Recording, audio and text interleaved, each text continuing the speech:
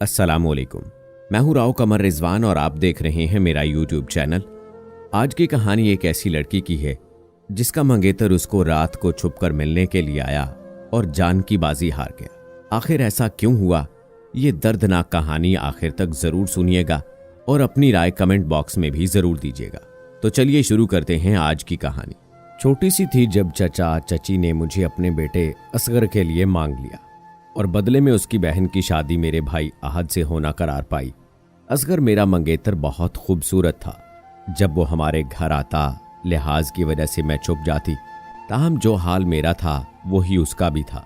हम दोनों ही एक दूसरे को चाहते थे। जिस रोज भाई आहद की मंगनी हुई उस रोज मेरा निकाह असगर से कर दिया गया और रुखसती 2 साल बाद होना करार पाई। 2 साल बाद असगर की बहन समीना मेरी भाभी बनकर हमारे घर आ गई तो हमारी खुशियों का ठिकाना न रहा। वालदा उसे बहू नहीं बेटी समझती थी और मुझे समीना से यूं भी प्यार महसूस होता कि वो मेरी होने वाली ननद थी। मैं समझ रही थी कि उसके हमारे घर आ जाने से मेरी किस्मत को 4 चांद लग जाएंगे, लेकिन ऐसा ना हो सका। बल्कि उसी दिन से मेरी बदकिस्मती का आगाज हो गया जिस दिन उसने दुल्हन बनकर हमारे घर में कदम रखा। मुझे नहीं मालूम कि मेरी ननद को भैया पसंद न आए। आहद के दिल में खोट था कि रोज़े अव्वल से उनकी ना बन सकी। शादी के अगले दिन से ही झगड़ा शुरू हो गया। वो अंदर ही अंदर झगड़ते, वजह किसी को मालूम ना हुई। बस समीना भाभी रूठ कर मैके चली जाती तो कई दिनों तक हम सबका सुकून बर्बाद रहता। फिर वालिद चचा की मिन्नत समाजत करके समीना को वापस ले आते। हम सब उनसे पूछते कि क्या बात है, झगड़े की क्या वजह है। वो सिवाय इसके कुछ ना बताते कि हमारा आपस में मिजाज नहीं मिलता, हम साथ नहीं रह सकते। कुछ दिन खामोशी से गुजरते, फिर वही तमाशा शुरू हो जाता। भाई के कमरे से मियाँ बीवी के लड़ने और चीखने चिल्लाने की आवाजें आने लगती। कभी अम्मी दौड़ कर जाती, कभी मैं जाकर उनकी मिन्नतें करती कि बात बात पे गुस्सा क्यों करते हैं, दरगुजर से काम क्यों नहीं लेते। रफ्ता रफ्ता इस जंग में चची भी शरीक हो गई। वो दामाद को मुर्दे इल्जाम ठहराकर बेटी की तरफदारी करने लगी। सारा कसूर आहद का बताती और अम्मी जान को बुरा भला कह जाती, जबकि मैं झगड़े को मिटाने की हर मुमकिन कोशिश करती क्योंकि मेरी किस्मत और मुस्तकबिल असगर से वाबस्ता हो चुके थे। अब समीना हमेशा के लिए चले जाने की धमकियां देती तो मैं खौफजदा हो जाती। नहीं चाहती थी कि भाभी हमेशा के लिए रूठ कर चली जाए और मेरी जिंदगी की खुशियां जो मुझे मिलने वाली थीं दांव पर लग जाएं। एक रोज चचा ने अब्बू को कहलवा भेजा कि तुम लोग मेरी बेटी समीना से अच्छा सलूक नहीं करते तो फिर उसे तलाक दे दो और अपनी बेटी के बारे में भी सोच लो कि अगर समीना को तलाक हो गई तो हम शाहिदा की रुखसती ना लेंगे।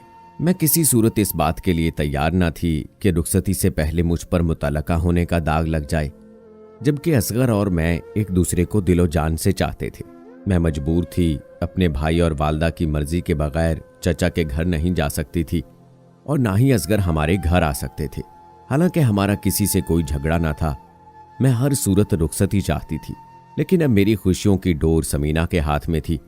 अगर वो हमारे घर हंसी खुशी आबाद रहती तभी मेरी उसके भाई के साथ शादी मुमकिन थी।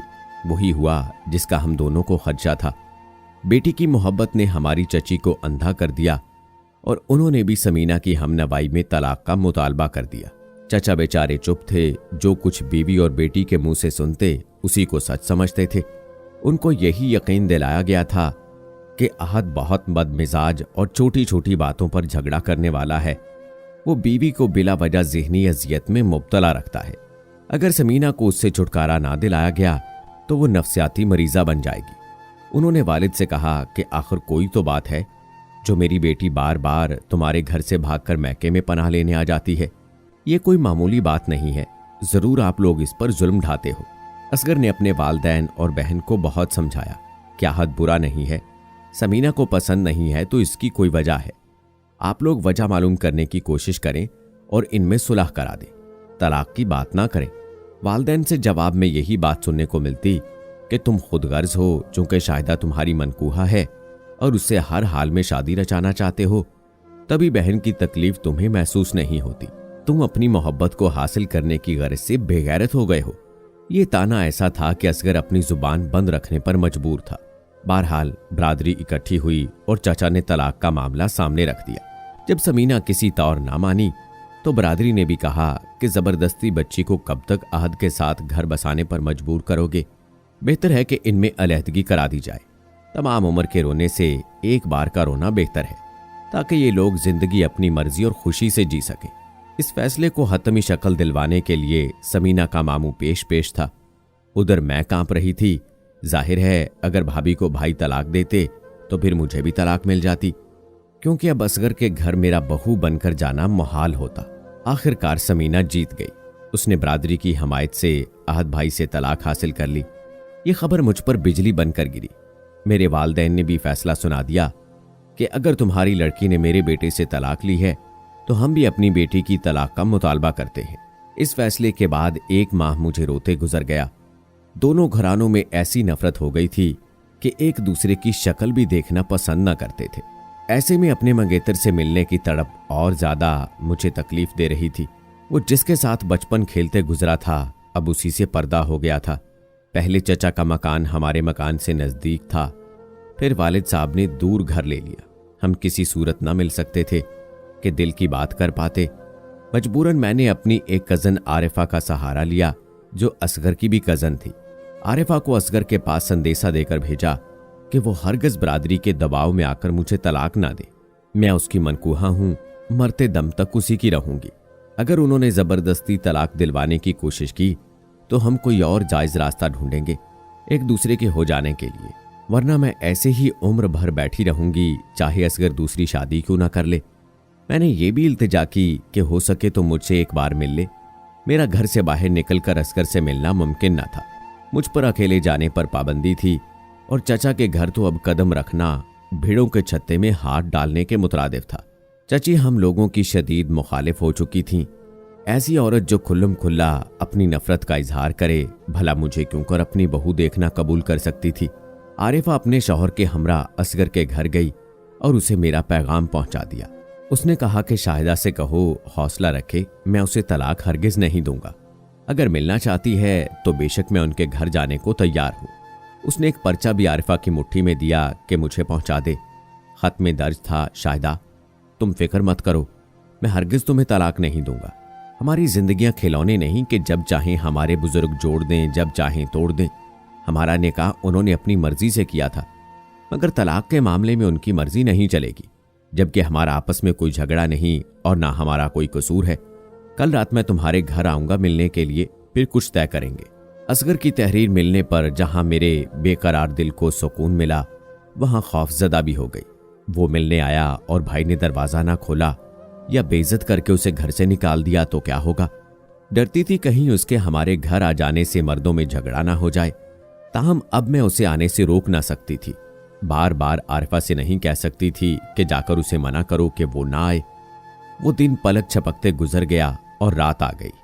असगर ने रात को 12 बजे आना था, जबकि हमारे घर वालों का मामूल था कि वो 10 बजे सो जाते थे। 11 बजे मैंने दरवाजे की कुंडी खोल दी। भाई और अब्बू सो चुके थे, वालदा भी गहरी नींद में जा चुकी थी। ये सख्त सर्दियों के दिन थे। मैंने बरामदे में पड़ी चारपाई पर बिस्तर बिछा लिया था। रजाई ऊपर लेकर सोती बन गई थी। कान दरवाजे पर लगे थे। कदमों की आहट सुनाई दी। भाई आहत जाग गए थे या अभी तक सोए ना थे। वो अपने कमरे से निकले और किचन की तरफ चले गए। शायद पानी पीने गए थे। मेरा दिल धड़कने लगा। चंद लम्हों बाद वो मेरी तरफ आए। उन्हें हैरत हुई कि इतनी सर्दी में आखिर क्यों बरामदे में सो रही हूं। मुझे आवाज दी, शाहिदा यहां क्यों सो रही हो, जाओ अपने कमरे में जाकर सो जाओ। मैं कुछ ना बोल सकी कि वजाहत का कोई मौका ना था। उन्हें और शक में नहीं डालना चाहती थी। खामोशी से उठकर अंदर अपने कमरे में जाकर लेट गई।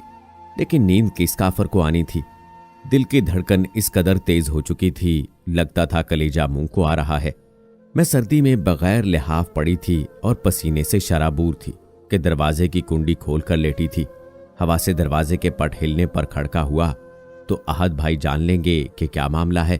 जिस बात का डर था वही हुआ। शायद मेरे भाई को मेरे बरामदे में लेटने पर शक हो गया था, लिहाजा मुझे कमरे में भेजकर वो खुद उस चारपाई पर लेट गए। मैं अपने कमरे में सहमी बैठी थी। घड़ी के टिक टिक पर सांस की छुरी कलेजा काट रही थी।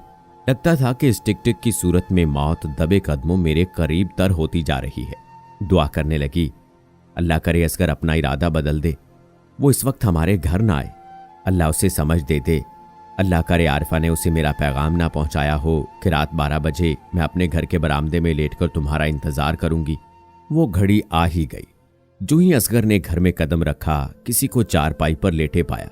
वो समझा मैं हूं और उसका वादे के मुताबिक इंतजार कर रही हूं। तभी उसने मेरा पांव समझकर मेरे भाई का पैर हिला दिया। भाई हड़बड़ाकर उठ बैठे। शायद उसी वक्त उनकी आंख लगी थी। घबराकर पूछा, कौन है? असगर भी घबरा गया और वापस जाने के लिए दरवाजे की तरफ भागा। भाई ने पुकारा, चोर चोर, और उसके पीछे लपके। वो दीवार के करीब था। घबराहट में दीवार पकड़कर गली में फलांग जाने की कोशिश की। दीवार की मुंडेर पर कुछ ईंटें रखी हुई थीं। यकलख्त असगर के सर पर बरस गई। सर में ऐसी चोट आई कि वो वहीं गिर गया। शोर सुनकर अम्मी अब्बू बाहर निकले। टार्च की रोशनी डाली तो वो चोर नहीं असगर था। जल्दी से आहत भाई और अब्बू ने उसे उठाकर चारपाई पर लेटा दिया।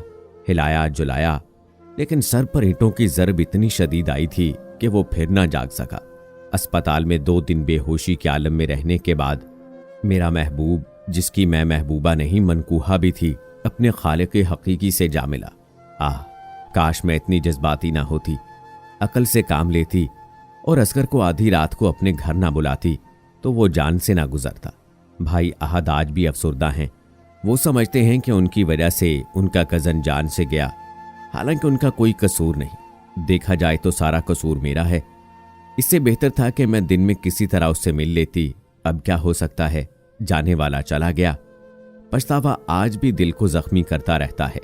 असगर की वफात के 6 बरस बाद वालिदैन की मिन्नत समाजत पर मैंने शादी कर ली, लेकिन दिल ने एक दिन भी खुशी का ना देखा।